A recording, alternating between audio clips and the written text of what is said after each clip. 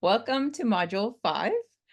Module 5 is all about the action plan ideas for self-compassion and self-care. And in video 1, we're going to focus on self-compassion. So let's start with thinking. A few modules ago, we talked about self compassion being how you think about yourself and self care about the act. So let's start with that self compassion.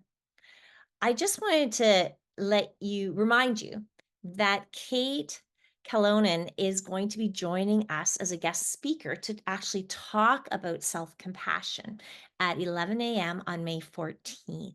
And she's going to dive deeper and provide insights from her perspective as a psychotherapist. I hope you will listen to that. I can't wait to speak with her. So I explained that I did some training with Tony Robbins, and this is something else that I wanted to share. He explained that your state, how you think, and how you feel is determined by three things: your physiology, your focus, and the meaning in the language that you use. So, by physiology, we're meaning your facial expression, your body posture, your vocal volume and pace. Your movement is as crisp or slow. How you present yourself and hold yourself affects how you feel. And we know that even by simple things like if you put a smile on your face, you instantly feel different than if you are like straight-faced or sad looking.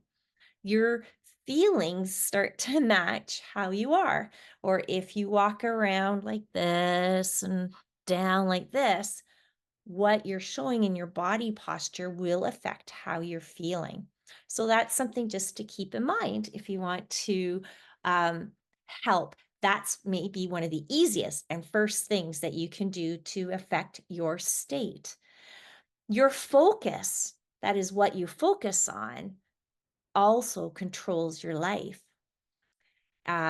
If you It's actually an attention society right now, right? Everyone wants your attention. And that makes it really difficult too, because your attention is always dragged somewhere else. And based on what you're watching, if you're focusing on that, it will affect how you're feeling.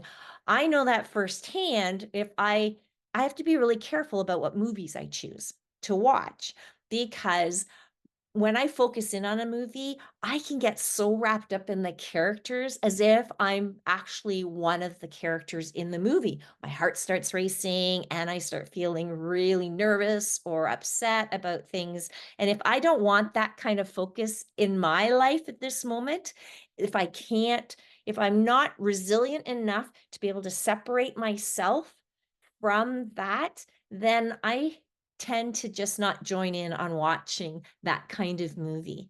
I want to honor my own feelings and keep that balanced. So that's something to think about. Where your attention is, your energy flows, and you will find more of that focus. And just thinking about that, evolution has made humans focus in and be and notice negative things. And it's part of the theory is it's part of helping us survive, because we needed to survive uh, lions or things coming to eat us and other stuff. And in order for survival, our brain has cued us in to more negative things. Um, because if we didn't way back when, it might mean life or death, right?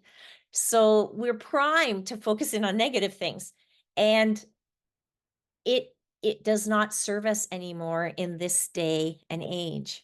We tend to if we tend to focus on the negative, we increase our stress levels. So it matters what you focus on. The other thing that was really important is also the meaning in the language that we use. Our words are really powerful and our thoughts are powerful and they create feelings. So if when we use words like, this is killing me,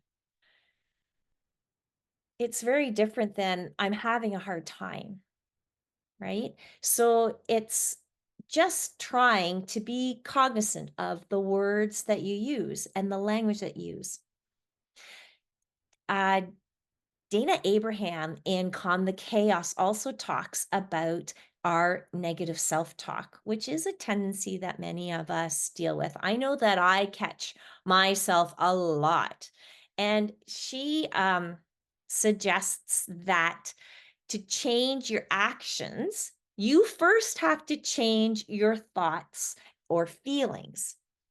And I really like the way she calls disempowering thoughts or our negative thoughts thought monsters.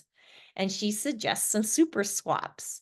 Super swaps are more empowering versions of the thoughts you're having, and they allow you to shift your feeling of frustration or self judgment or resent to something more empathetic and compassionate and hopeful. So I want to just share with you this tool that I have found, and I just thought it was really neat. So here, this is from Calm the Chaos, one of the tools.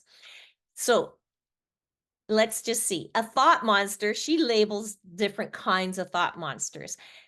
She suggests negative Nelly. So that's when you are always looking at the worst case scenario. Like, um, oh, I can't do this. I I'll never be able to um get this right. Stuff like that. Negative thoughts, you could swap them and put in the word yet. Take out that word like I can't do this or I won't do this or um, to I can't do this yet. That would be much more realistic, actually. Then she talks about, I love the always and never beast. So that's where you always think in absolutes. So it's no one ever helps me with the dishes. I'm always doing this by myself. It's always me doing the vacuuming.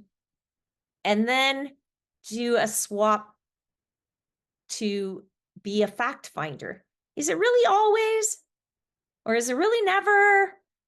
Maybe it's the change would be to sometimes I don't get help and sometimes I do. There's a difference in how that feels, right?